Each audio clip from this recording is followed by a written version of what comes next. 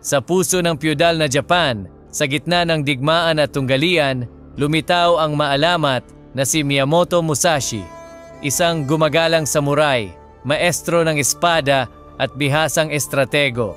Ang kanyang totoong kwento ay sumanib sa mga alamat na nabuo dahil sa kanyang kahangahangang mga tagumpay.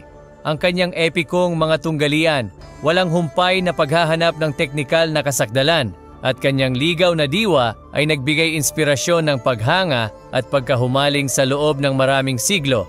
Ang nag-iisang samurai na si Musashi na sumunod sa landas ng espada at naging isang simbolo ng kulturang Hapon. Ngunit sino nga ba ang tao sa likod ng alamat? Isang walang awang mandirigma na naghahangad ng kaluwalhatian sa pamamagitan ng kamatayan ng kanyang mga kalaban?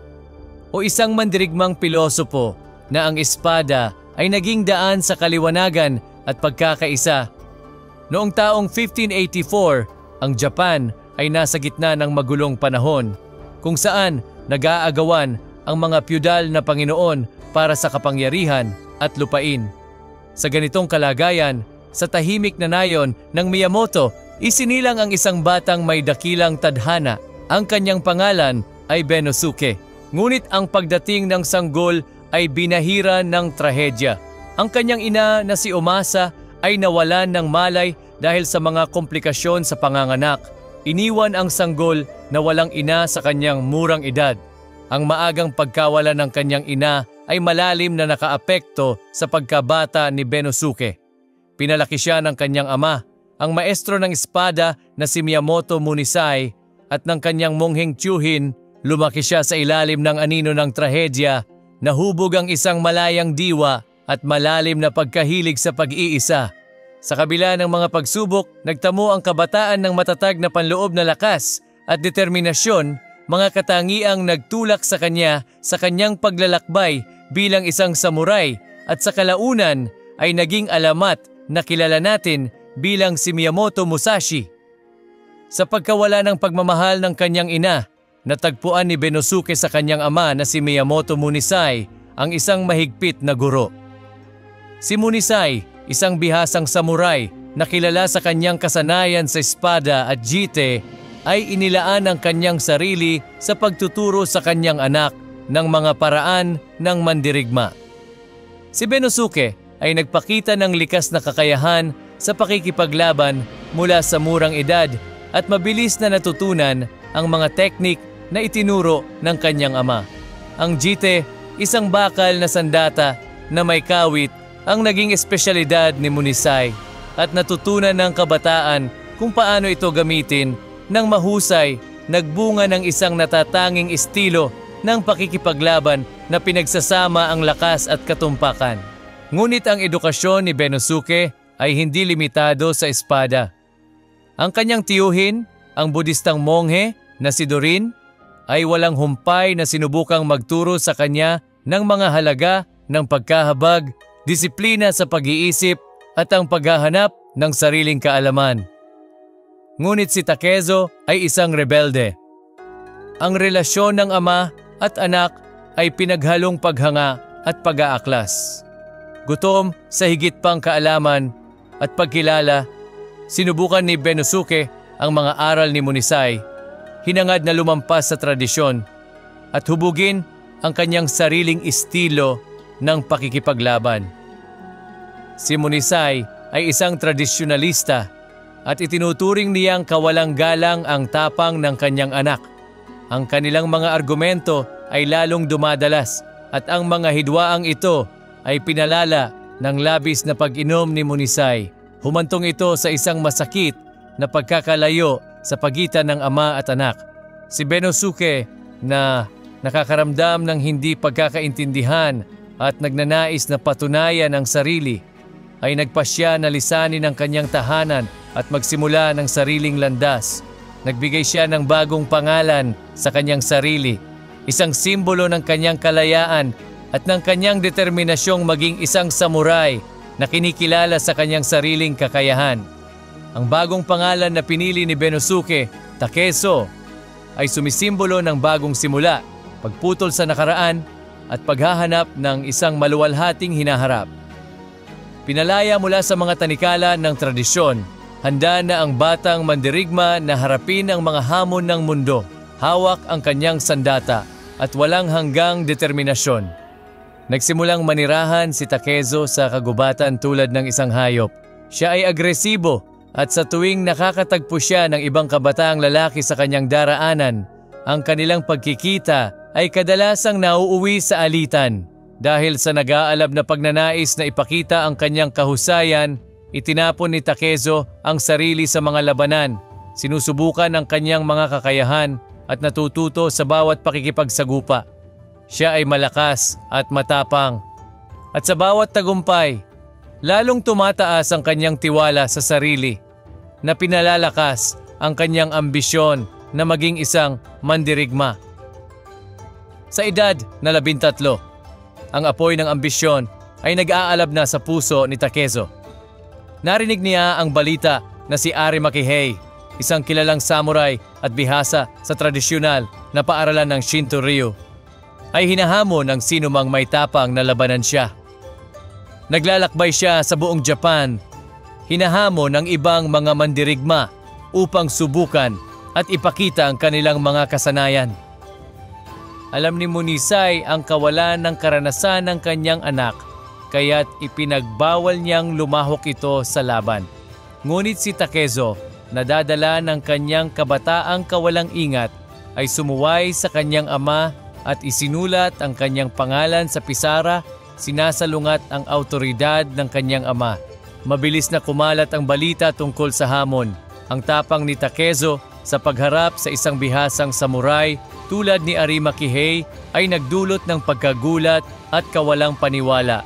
Nang malaman ni Ari Makihei na isang 13 taong gulang na bata ang tumanggap ng hamon, nilapitan niya ang mongheng tiyuhin ng bata. Sinabi niya na sa itinakdang oras, kailangang magpakita si Takezo at humingi ng tawad sa lahat para sa kanyang kabataang kalokohan. Sinabi ng monghe na kakausapin niya ang bata, ngunit binalaan ang mandirigma na ang bata ay hindi pangkaraniwan. Ang kanyang diwa ay tulad ng sa mga hayop ng kagubatan at may chismis na sinanay niya ang kanyang kakayahan kasama ang mga tengo sa bundok. Dumating ang oras at ang plaza ay napuno ng mga tagapanood na sabik na masaksihan ang hindi pantay na labanan. Sa kanyang itim na kasuotan na nakakaakit ng respeto, pumasok si Ari Makihei sa lugar ng labanan, dala ang kanyang katana.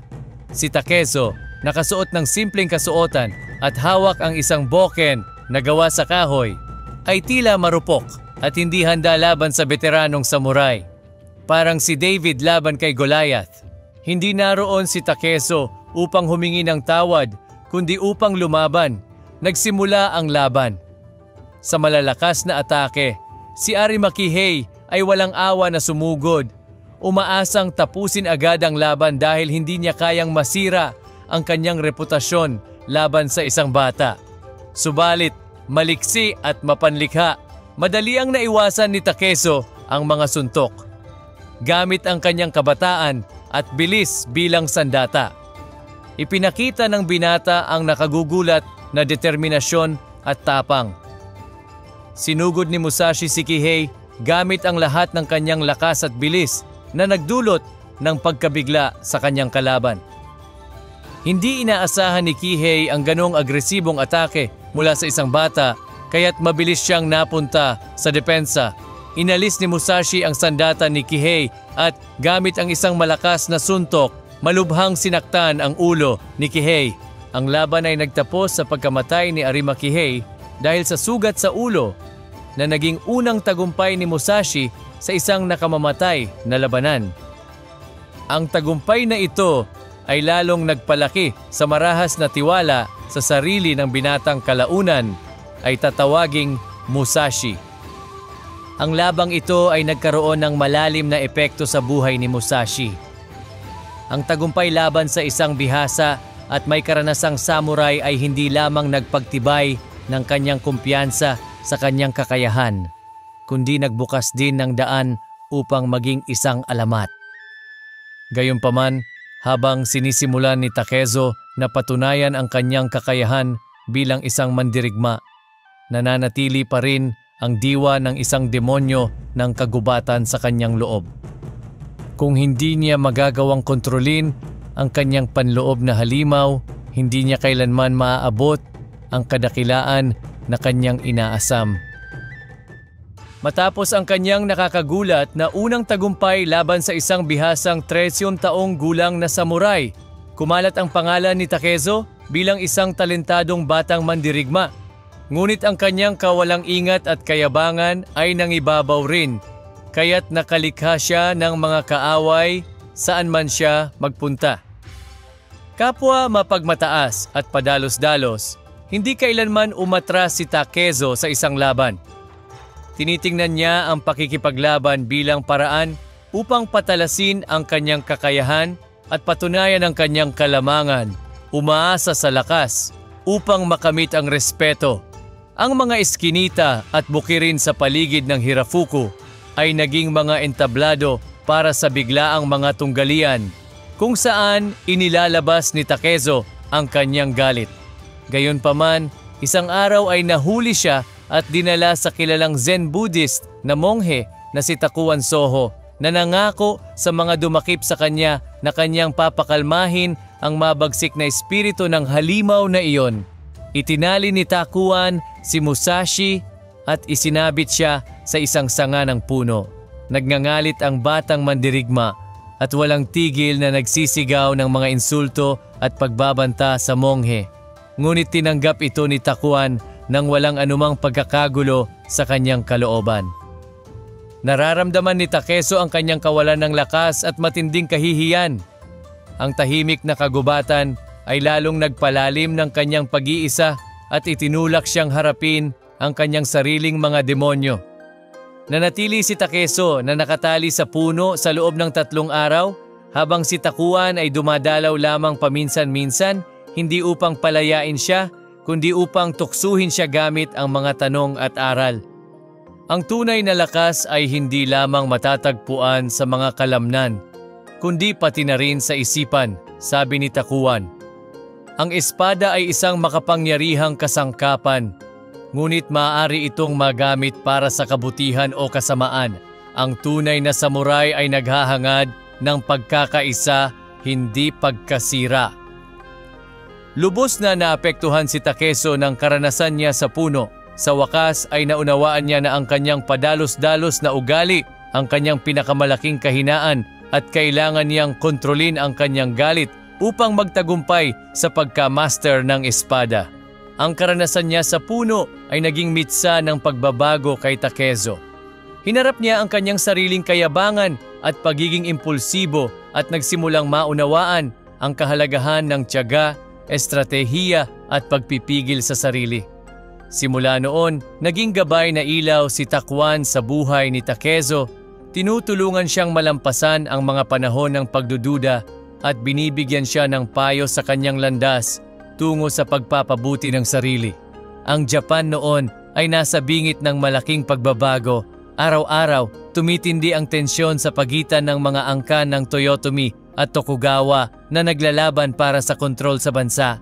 Ang mga balita ng digmaan ay kumakalat sa mga nayon, dala ng mga mangangalakal at manlalakbay. Ang mga samurai ay nagpatalas ng kanilang mga espada at ang mga Panginoong may lupa ay nagtipon ng mga sundalo, kaya't ang kapaligiran ay puno ng pag-aasam at pangamba. Sa kabila ng kanyang murang edad, naramdaman ni Takezo ang tawag ng labanan. Para sa kanya, ang digmaan ay isang pagkakataon upang patunayan ang kanyang halaga sa mas malaking entablado, upang subukan ang kanyang kakayahan sa tunay na laban at upang makamit ang kaluwalhatiang inaasam-asam niya. Naantig siya ng mga kwento ng magigiting na mandirigma at naniniwala siyang ang kanyang tadhana ay matatagpuan sa larangan ng digmaan kung saan maaari siyang lumaban kasama ng iba pang mga samurai at iukit ang kanyang pangalan sa kasaysayan ng Japan. Ang nalalapit na digmaan ay hindi lamang isang banta, kundi nagdadala rin ng pangako ng pakikipagsapalaran at karangalan para sa batang ambisyosong si Takezo. Ang labanan sa Sekigahara ay paparating na parang isang nakakatakot na bagyo handang yumanig sa pundasyon ng feudal na Japan taong 1600 at ang bansa ay hati kung saan nag-aagawan sa kapangyarihan ang mga angkang Toyotomi at Tokugawa.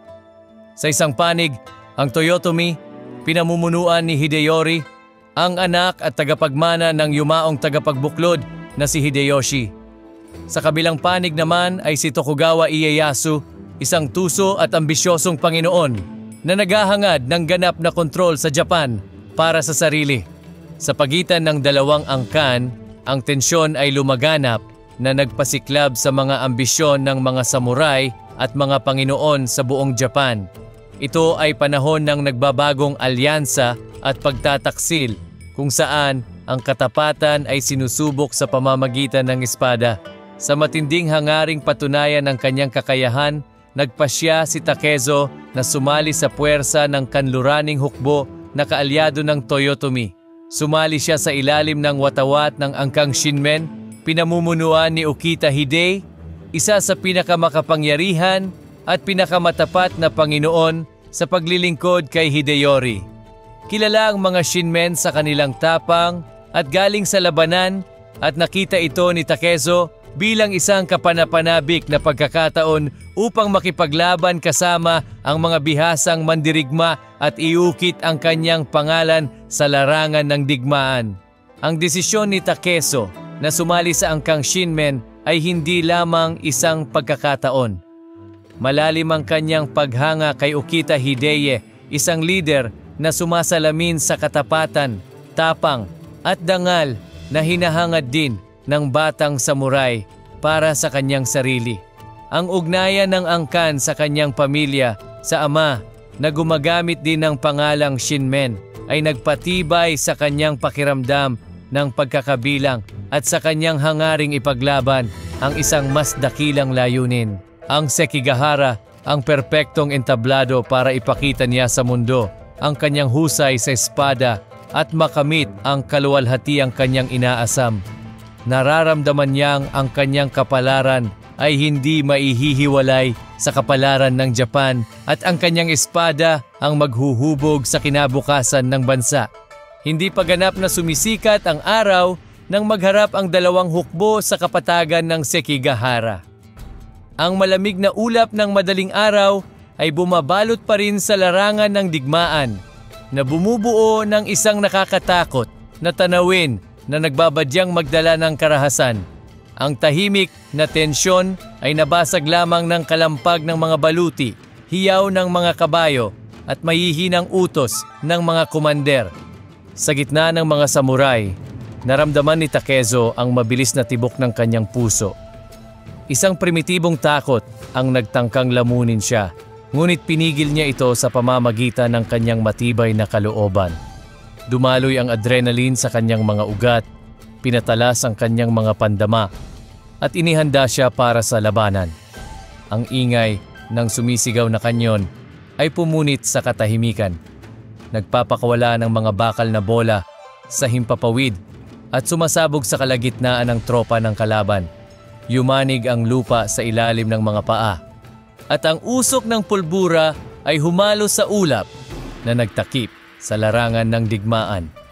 Ang mga hiyaw ng digmaan ay narinig sa lahat ng dako habang ang mga samurai ay nagbanggaan sa kaguluhan ng bakal at galit.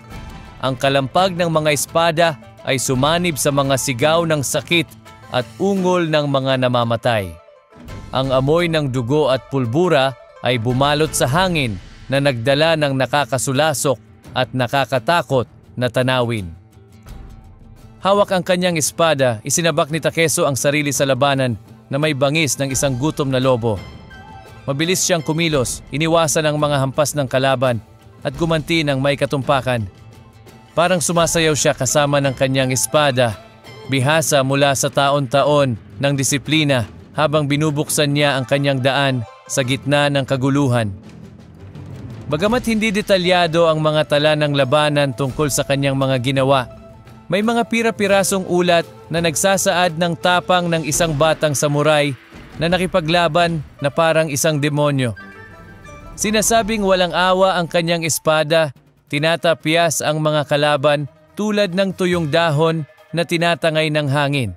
May mga bulong pa na siya'y may lakas ng isang tengo, isang alamat na espiritu ng bundok na may kakayahang gumawa ng mga pambihirang gawa. Isang kwento na palihim na ibinabahagi ng mga nakaligtas ang nagsasabing hinarap ni Takezo ang isang grupo ng mga samurai ng kalaban ng mag-isa upang protektahan ang likuran ng kanyang tropa. Siya'y kasing bilis ng kidlat, ang kanyang espada ay tumatagos sa baluti at laman na parang kutsilyo ng isang siruhano. Sinasabing 7 kalaban ang kanyang pinabagsak bago siya nasugatan sa braso. Nasaktan ngunit hindi bumagsak, nagpatuloy sa pakikipaglaban si Takezo, pinatatag ng kanyang katapatan sa kanyang angkan at ng kanyang hangaring mabuhay. Ang labanan ay tumagal ng maraming oras, isang nakapangingilabot na sayaw ng kamatayan at pagkawasak. Ngunit ang kapalaran ng labanan ay tila nakatakda na. Ang mga pagtataksil at estratehikong plano ni Ieyasu ay nagpahina sa kanluraning hukbo na ngayoy nasa mas mababang bilang at posisyon. Papalapit na ang pagkatalo. Ang dating mayamang kapatagan ng Sekigahara ay natakpan na ngayon ng mga bangkay, isang kasuklam-suklam na tanawin ng kamatayan at pagkasira. Ang nagkawatak-watak at nawala ng moral na kanluraning hukbo ay unti-unting bumibigay sa Tokugawa. Sugatan at naubusan ng lakas, natagpuan ni Takezo ang sarili sa gitna ng mga nagtatakbuhan. Ang pagkatalo ay napakasakit, isang dagok sa kanyang dangal at mga ambisyon. Lumaban siya ng buong tapang, ngunit ang tagumpay na kanyang pinapangarap ay lumusot sa kanyang mga kamay. Ang bigat ng kawalang katiyakan ay mas mabigat pa kaysa sa pagkatalo mismo. Nahuli ng Tokugawa ang kanyang panginoong piyudal na si Okita Hideye. Ang kanyang kapalaran ay hindi tiyak. Gayon din ang kinabukasan ng angkang Shinmen. Nag-iisa na ngayon si Takezo, isang ronin na walang Panginoon, walang layunin na gumagala sa isang bansang yumuyuko na sa bagong kapangyarihan. Ang mga bunga ng pagkatalo ay napakalupit, nawala ng lupain at mga pribilehiyo ang nabuwag na angkang Shinmen. Ipinatapon si Okita Hideye na nagtapos ng kanyang buhay bilang isang mongheng Budista. Ang kanyang dating kaluwalhatian bilang isang mandirigma ay naging abo. Nasugatan ng labanan at nawalan ng angkan, si Takezo ay binalot ng isang malaking tanong. Kanino niya ngayon ibibigay ang kanyang katapatan? Sa Toyotomi na ang layunin ay tinapakan? O sa Tokugawa, ang mga bagong pinuno ng Japan? Ang kanyang puso ay hinati ng katapatan sa nakaraan at ang pangangailangang mabuhay sa bagong mundo. Si Okita Hideye, ang pinunong kanyang hinangaan, ay lubos na naiiba sa malupit na manlulupig na si Tokugawa Ieyasu. Ang pagkatalo sa Sekigahara at ang pagbagsak ng angkang Shinmen ay nagtulak kay Takezo na harapin ang kahinaan ng katapatan sa mundong pinaghaharian ng ambisyon at pagtataksil. Kailangan niyang likhain ang kanyang sariling landas, itatag ang kanyang mga halaga at piliin ang kanyang kapalaran sa isang bansang winasak ng digmaan. Ang suliraning ito ay matagal nang bumagabag sa kanya, humubog sa kanyang filosofiya at paghahanap ng estilo ng pakikipaglaban na lumampas sa mga limitasyon ng tradisyon at bulag na katapatan. Para kay Takezo, ang Sekigahara ay higit pa sa isang militar na pagkatalo. Ito ay isang mabagsik na paggising sa katotohanan ng mundo. Ang bulag na katapatan, ang kaluwalhatian ng labanan, at ang mga pangako ng isang masaganang kinabukasan sa ilalim ng watawat ng isang makapangyarihang angkan. Lahat ng ito ay naglaho na parang usok sa harap ng malupit na katotohanan ng pagkatalo. Habang walang layunin na gumagala sa mga maalikabok na daan ng Japan, pasan ni Takezo ang mga pilat ng labanan at ang mabigat na kawalang katiyakan. Ang mga salita ni Takuan ay patuloy na umalingaw-ngaw sa kanyang isipan. Ang tunay na lakas ay hindi lamang nasa mga kalamnan, kundi nasa isip din. Kailangan niyang maghanap ng bagong layunin, isang landas na magbibigay ng kahulugan sa kanyang buhay sa isang mundo na tila nawalan na ng direksyon. Ang karanasan niya sa Sekigahara ay nagtanim ng binhi ng isang praktikal at individualistikong filosofiya sa kanyang isipan. Tinuruan siya ng pagkatalo na ang katapatan sa isang angkan o Panginoong Piyudal ay maaaring pansamantala lamang at ang kaluwalhatian sa labanan ay madalas na isang panandaliang ilusyon. Nauunawaan niya na ang tunay na lakas ay nasa kakayahang umangkop, malampasan ang mga pagsubok at matagpuan sa loob ng sarili ang lakas ng loob upang magpatuloy kahit na tila nawala na ang lahat. Dati itinuturing niyang isang instrumento ng digmaan at isang paghahangad sa kaluwalhatian ang espada. Ngunit ito'y naging isang kasangkapan para sa pagkilala sa sarili at pagpapabuti. Sinimulan niyang tingnan ang espada hindi lamang bilang kasanayan sa teknika, kundi pati na rin bilang isang paraan ng paghubog ng disiplina sa isipan at panloob na balanse. Nagpasya siyang tahakin ang sariling landas, iniwan ni Takeso ang pangalan ng kanyang kabataan at kinuha ang katauhang magbibigay sa kanya ng walang hanggang pagkakakilanlan, Miyamoto Musashi. Isang pangalang sumisimbolo ng pagputol sa nakaraan, ang pagsusumikap sa isang bagong pagkakakilanlan at ang pangako na maging kakaibang uri ng samurai, malaya mula sa mga tanikala ng tradisyon at politika. Ang alamat ni Miyamoto Musashi, ang di matatalong samurai, ay ngayon pa lamang nagsisimula. Ang alikabok ng labanan ay nanatiling nakalutang sa hangin, nililipad ng malamig na hangin sa kapatagan ng Sekigahara. Mga bangkay ang nakakalat sa buong bukirin, tahimik na paalala ng marahas na labanan na tuluyang nagbago sa kapalaran ng Japan. Si Batang Musashi ay kabilang sa mga sugatan. Ang kanyang kanang braso ay natusok ng sibat ng kaaway at kinaladkad niya ang kanyang sarili sa gitna ng patayan, desperadong sinusubukang makatakas mula sa impyernong iyon. Ang matinding sakit sa kanyang braso ay hindi maipaliwanag, ngunit ang sugat sa kanyang dangal ay mas malala pa. Ang pagkatalo ng kanlurang hukbo, ang pagkabuwag ng kanyang angkan at ang kalituhan tungkol sa kapalaran ng kanyang Panginoon na si Okita Hide ay nag-iwan sa kanya ng lubos na kawalan at pagkalito. Sa tulong ng mga magsasakang kanyang nakasalubong sa daan, nakarating si Musashi sa isang baryo kung saan siya ay nabigyan ng paunang lunas para sa kanyang sugat. Ngunit ang kanyang paggaling ay mabagal at puno ng paghihirap. Dahil wala siyang anumang ari-arian, umasa siya sa awa ng mga hindi kakilala upang mabuhay. Labis na nagdalamhati at nag-iisa, si Musashi ay namalagi sa isang maliit na kubo sa gilid ng baryo. Ang kalungkutan at pagkainip ang naging pinakamatinding kalaban niya. Habang unti-unting gumagaling ang kanyang katawan, ang kanyang isipan ay pinahirapan ng kawalang kasiguraduhan at mga tanong. Ano na ang gagawin niya ngayon? Ano ang kanyang lugar sa Japan na pinamumunuan na ng Tokugawa? Ang espada na dati simbolo ng kanyang mga ambisyon para sa kaluwalhatian ay naging sagisag ng sakit ng pagkatalo at kawalang kasiguraduhan ng hinaharap. Napagtanto ni Musashi na siya ay nasa isang sangandaan, walang malinaw na daan kung saan dapat pumunta. Ngunit ang apoy na nagningas sa kanyang puso mula pagkabata ay hindi tuluyang nawala. Napilitang harapin ang mga pagsubok at humanap ng bagong layunin. Nagsimula si Musashi sa isang masidhing panahon ng pagpapabuti sa sarili. Sa mga araw at gabi ng kanyang paggaling, inialay ni Musashi ang kanyang oras sa pagpapalakas ng kanyang katawan at isipan.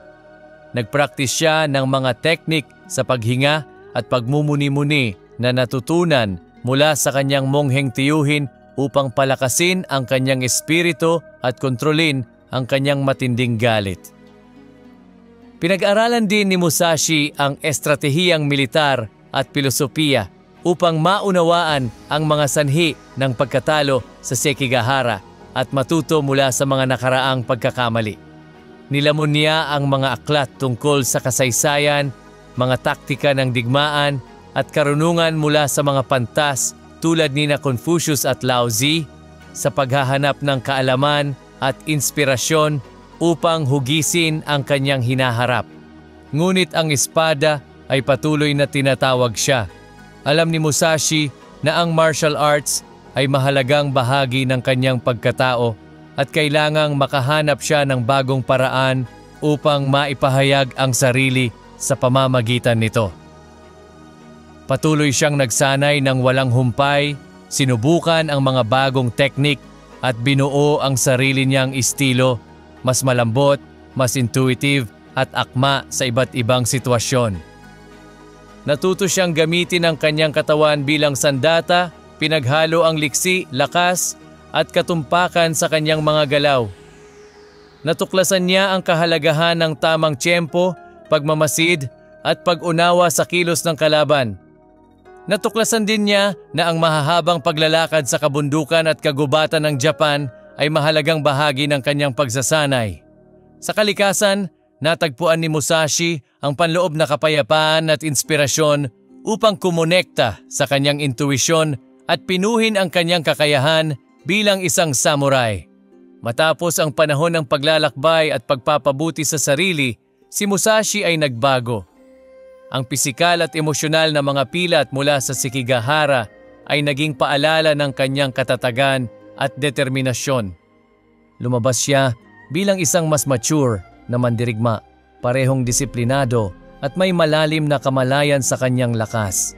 Ngayon, pinanday ng pagdurusa at pagmumuni-muni, handa na ang kanyang espada na magamit para sa isang bagong layunin, ang pagsulong sa teknikal na kasanayan at ang paglikha ng isang pamana na magpapakilala sa kanya bilang walang kamatayan. Sa mga maringal na templo at mapayapang hardin, ang sinaunang kabisera ng Kyoto ay isa ring buhay na sentro ng kultura at martial arts. Ilang mga paaralan ng fencing, bawat isa'y may sariling tradisyon at teknika ang naglalaban para sa prestihiyo at mga mag-aaral na lumilikha ng masaganang kapaligiran para sa kompetisyon at pag-abot sa kahusayan sa paggamit ng espada. Sa gitna ng mga tunggaliang ito, isang pangalan ang umalingaw-ngaw sa mga daan at dojo, Miyamoto Musashi. Ang 21 taong gulang na naglalakbay na samurai ay kakarating lamang sa kabisera, sabik na hamunin ng pinakamagagaling na mandirigma, hindi lang upang mapahusay ang kanyang sining, kundi upang patunayan ang kanyang reputasyon bilang isang mandirigmang hindi matatalo. Ang pangunahing target ni Musashi ay ang paaralan ng Yoshioka, isa sa mga pinakamaprestihiyo at pinakaimpluwensyal sa Kyoto na pinamumunuan ni Master Yoshioka Seijuro, isang sikat na mandirigma na kilala sa kanyang walang bahid na teknika at hindi matatalong presensya.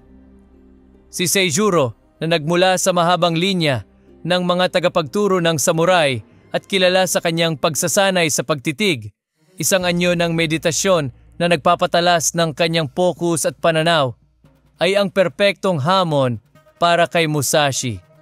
Nais ni Musashi na hindi lamang talunin si Seijuro sa labanan, kundi pati na rin lampasan ang tradisyon at bigat ng kasaysayang kinakatawan ng paaralan ng Yoshioka. Sa kanyang pagkamataas at pagiging mapangahas, nagpadala si Musashi ng liham kay Seijuro, nag-aalok ng isang pampublikong duelo upang ikumpara ang mga teknika.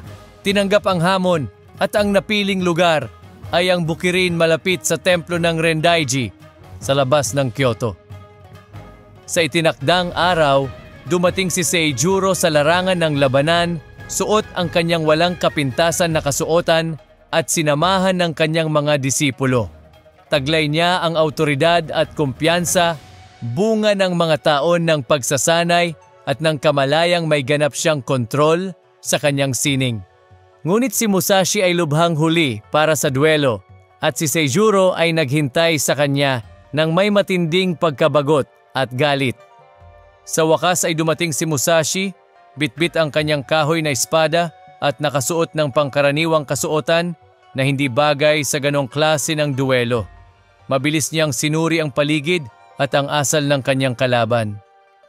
Alam ni Musashi na ang init ng ulo ni Seijuro ang magiging pinakamalakas niyang sandata dahil sadyang huli siyang dumating upang guluhin ang kanyang kalaban.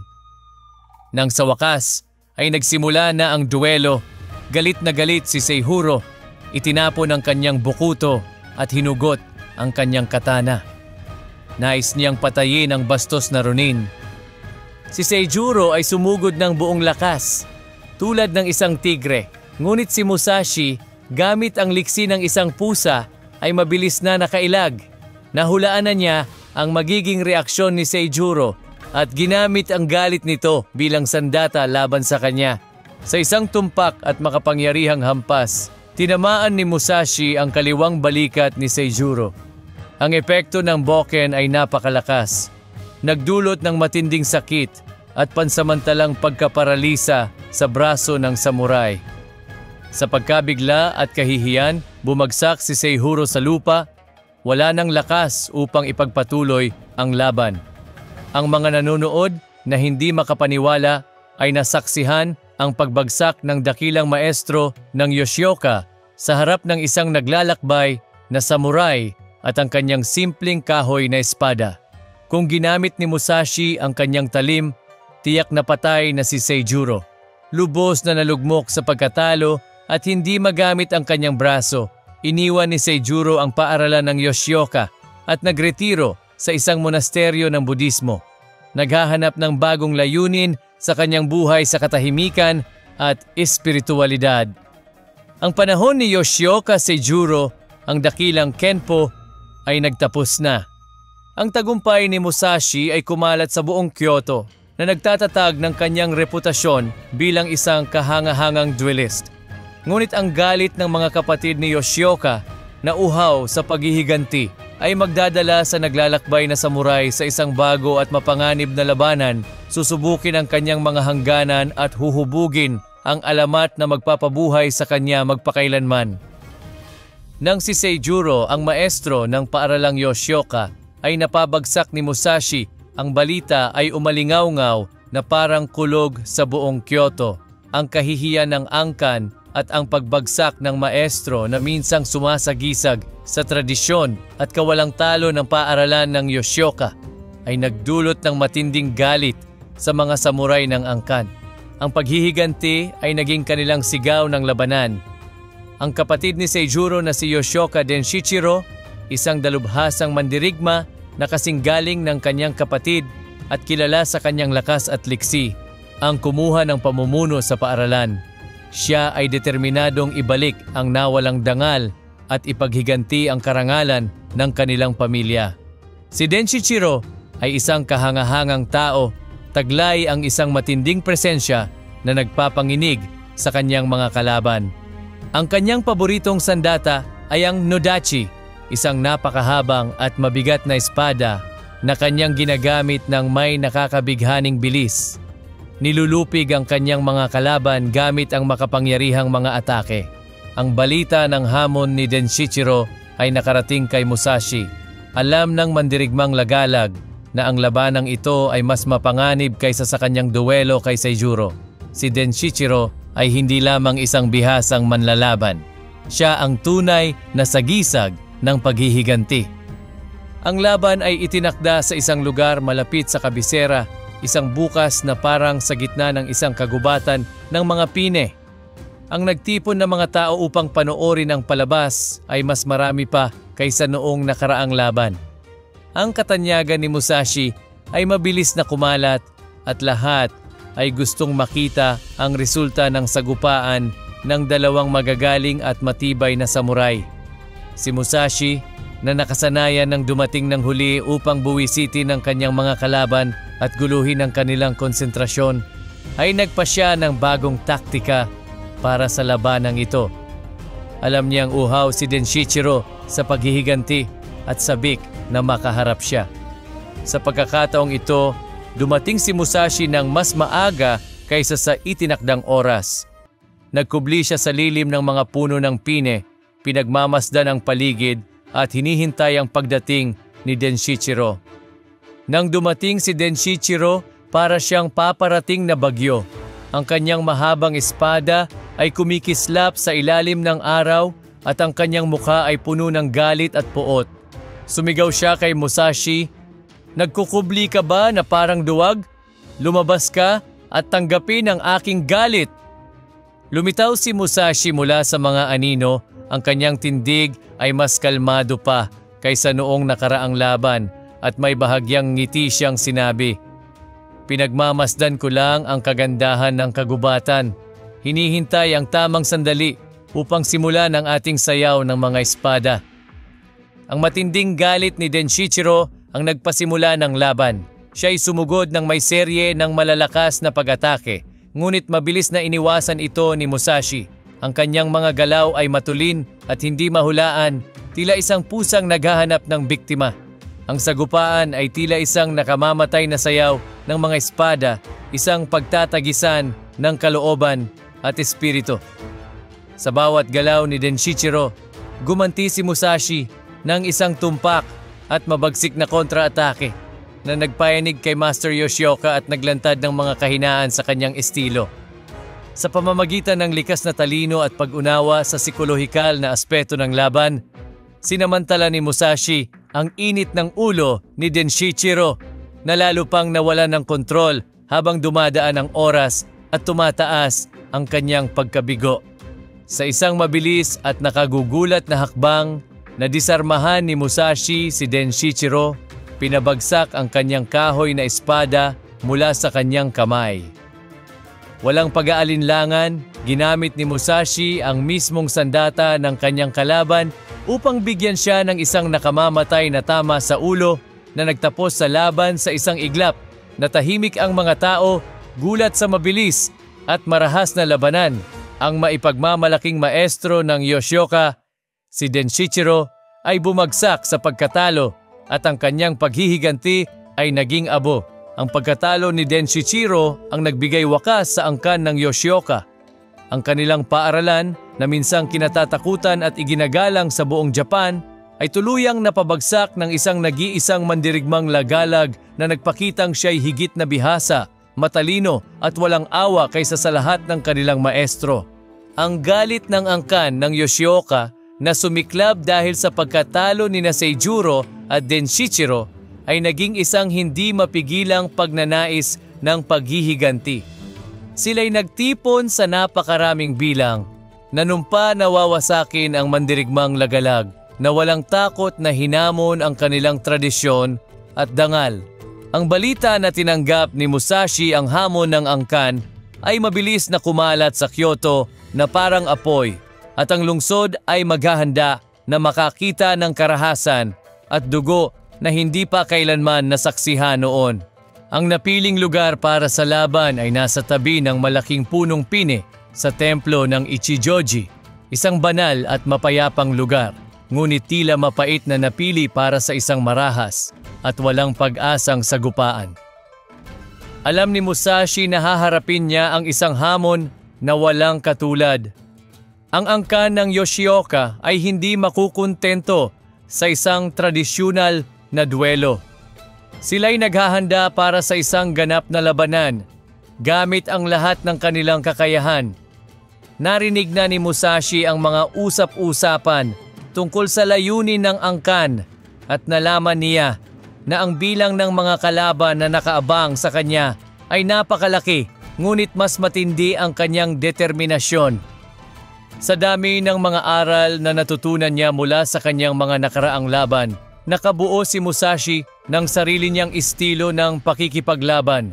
Ang estilong ito ay nakabatay sa bilis, likas na kakayahan at kakayahang umangkop sa iba't ibang sitwasyon na nagbigay sa kanya ng katangian bilang isang kalabang hindi mahulaan at lubhang mapanganib. Sa araw ng laban, pumunta si Musashi sa lugar ng labanan ng may kalmadong puso. Hindi lamang pisikal na paghahanda ang kanyang ginawa, kundi pati na rin sa mental. Nilinis niya ang kanyang isipan at muling kumonekta sa pinakadiwa ng kanyang sining sa pamamagitan ng meditasyon. Pagdating niya sa lugar, ang liwanag ng pagsikat ng araw ay tumama sa mga paparating na samurai. Lahat sila ay armado ng mga espada, sibat, pana at palaso, handang harapin ang mandirigmang lagalag. Ang tanawin ay kamangha-mangha, isang hukbo ng mabagsik na mandirigma, pinag-isa ng kanilang pagnanasa para sa paghihiganti, lumalapit sa isang tao. Ngunit si Musashi ay hindi natigatig. Maingat niyang pinili ang lugar ng labanan, sinisiyasat ang isang lupain na hindi magiging pabor sa Yoshioka. Isang hindi pantay na lugar na puno ng mga puno at burol na makahahadlang sa kanilang mga galaw. Alam niya na nais ng Yoshioka na makipaglaban sa kanya sa isang malawak at patag na lugar kung saan magiging mas epektibo ang kanilang mga diskarte sa pag-atake. Ngunit gagamitin niya ito laban sa kanila at papasukin sila sa sarili nilang bitag. Ramdam niya ang bigat ng kasaysayan sa kanyang mga balikat. Ang sugatang dangal ng angkan ng Yoshioka na itinuturing siyang isang nanghihimasok sa kanilang teritoryo. Isang lagalag na samurai na may lakas ng loob na hamunin ang tradisyon at prestihiyo ng paaralan ng espada na lubos nilang pinahahalagahan. Ngunit si Musashi ay hindi natakot sa presyon o galit ng Yoshioka. Mayroon siyang isang misyon, patunayan ang kanyang halaga, tiyakin ang kanyang posisyon bilang isang mandirigma at isulat ang sarili niyang kabanata sa kasaysayan ng Hapon. Ang labanan ay nagsimula sa isang nagngangalit na pag-ikot ng mga espada at sibat, isang nakamamatay na sayaw ng bakal. Sa kanyang mabilis at hindi mahuhula ang mga galaw, iniwasan ni Musashi ang mga pag-atake ng Yoshioka. Sinasamantala ang mga pagkakataong inaalok ng magulong lupain. Gumalaw siya na parang multo. Ang kanyang espada ay kumikislap sa ilalim ng araw na parang kidlat. Pinuputol ang hangin ng may katumpakan at bangis. Nagbitaw siya ng malalakas at mabilis na mga suntok. Ginagamit ang bawat kaguluhan ng Yoshioka at ang mga benepisyong hatid ng lupain. Habang natatalo niya ang bawat kalaban, mas tumitibay ang kanyang tiwala sa sarili at nananatiling matatag ang kanyang espiritu. Mula sa kanyang pagkatalo sa Sekigahara, natutunan niya ang mahahalagang aral, binago ang kanyang sarili at naging isang ganap na naiibang samurai. Ang kanyang mga espada ay naging extension ng kanyang isipan, hindi lamang mga kasangkapan sa labanan, kundi pati na rin sa pagkilala sa sarili at pagkamit ng kaliwanagan. Ang labanan ay madugo at brutal. Ngunit hindi umatras si Musashi. Ang kanyang determinasyon ay hindi natitinag. Naging isang puwersa ng kalikasan. Isang samurai na walang takot sa kamatayan at sakit. Pinalakas ng kanyang hangaring makamit ang perpeksyon sa kanyang sining. Tinarget niya ang bagong leader ng angkan, si Mata Shichiro, na nahirang bilang bagong kenpo matapos ang pagkamatay ng kanyang mga kapatid. Binigyan ni Musashi si Mata Shichiro ng isang nakamamatay na suntok, tuluyang tinapos ang laban. Ang pagkatalo ng angkan ng Yoshioka ay isang malaking dagok. Ang kanilang paaralan na minsang naging ilaw ng tradisyon at prestihiyo ay nawasak ng isang nag-iisang mandirigmang lagalag na ang espiritu at teknika ay nalampasan ng lahat ng nakita noon. Pagkatapos ng walang katapusang labanan at pagkatalo sa maraming kalaban, tinanong si Musashi kung paano niya nalampasan ang napakaraming kalaban. Sumagot siya, ang buhay ay puno ng mga hadlang at hamon at hindi mo kayang harapin ang lahat ng ito ng sabay-sabay. Tulad ng sa buhay, nagtuon ako sa pagtalo sa isang kalaban sa bawat pagkakataon upang makamit ang tagumpay. Ang reputasyon ni Miyamoto Musashi ay kumalat sa buong Japan. Siya ay naging isang buhay na alamat.